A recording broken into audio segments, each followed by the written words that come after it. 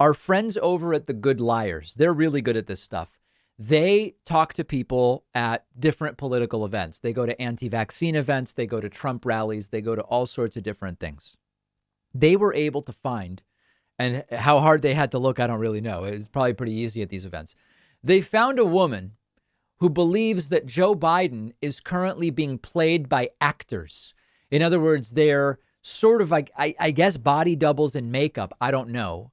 And one of the actors that this woman believes is playing Joe Biden is the great comedic actor Jim Carrey.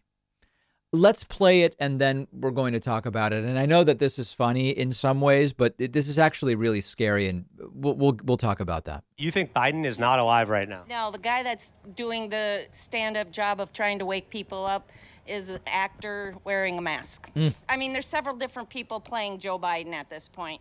And then when he fell up the stairs going on the airplane, I myself think that was Jim Carrey. Now, why would it be Jim Carrey? I don't know. I would love to get an explanation about that. I've heard that he was one of them. Wait. You think that Jim Carrey was wearing a mask, right, and was the acting president? And being silly by falling up the stairs 3 different times. And James Woods also, I think, is one of the doppelganger mask-wearing people. Now, isn't James Woods, I don't want to say this incorrectly, but I thought James Woods was a Republican. Why would he be James Woods has praised Trump. Yeah, I don't know why James Woods would be willing to be part of the subterfuge. So listen, I'm going to take this seriously. I don't want to joke about this. It can be really hard to figure out a diagnosis for folks like this. I spoke to some psychiatrists about this. When we see someone like this and we say, okay, is this like, what is happening here? We try to make sense of how someone could end up believing stuff like this. One possibility is what's called delusional disorder. You're delusional, okay? It's a type of psychosis where a person can't tell what is real and what's imagined. So as real as this microphone is for me, the person sees as just as real that Jim Carrey and James Woods are playing the role of Biden who has died. And the main feature of delusional disorder is the presence of delusions, which are truly unshakable beliefs that something is true. And people with delusional disorder often can continue to socialize seemingly normally. You could go and have lunch with this woman and talk about the weather and whatever. And it's the subject of their delusion where it's just wacky. But their other behavior is not obviously odd or bizarre. Like they're not all collecting feces at home, or whatever. Like they live normally, but they have these specific unshakable delusional beliefs. Now, delusional disorder by itself is actually pretty rarely diagnosed. It typically occurs in middle age or later, and the causes can be genetic, biological, environmental. Now, that would point to why people who have one set of delusional beliefs, that they often hold strange beliefs about a few things, but again, they typically function normally. Now, the other day we mentioned a different but similar condition. It's called paraphrenia disorder. So it might sound like schizophrenia. It's not. It's something different. Paraphrenia is a mental disorder characterized by a very organized system of paranoid delusions. They don't have to have hallucinations. And that typically onset is later in life, 60 plus.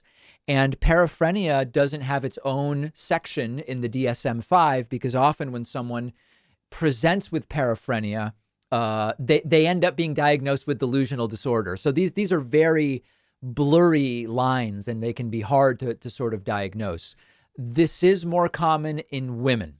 Now, let's take it a step further. Again, we're taking this seriously, saying, do these people just need to be convinced or do they need medication? We're trying to really think it through in a serious manner.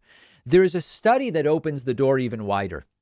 The study is called Belief in Conspiracy Theories, the predictive role of schizotypy, Machiavellianism, and primary psychopathy. What this study looks at is whether schizotypy, Machiavellianism, grandiose narcissism, vulnerable narcissism, primary psychopathy, and secondary psychopathy are good predictors of how likely someone is to believe conspiracy theories. Now, this correlation wouldn't necessarily say to us, well, if you have someone with a specific delusional conspiracy theory like this woman, it doesn't guarantee that they are psychopaths or they are schizophrenic or whatever the case may be. But it might have some kind of predictive role about how likely are those folks to end up believing some of these things. And then you could kind of work backwards and try to figure out, is there medication that will help? This is really serious stuff.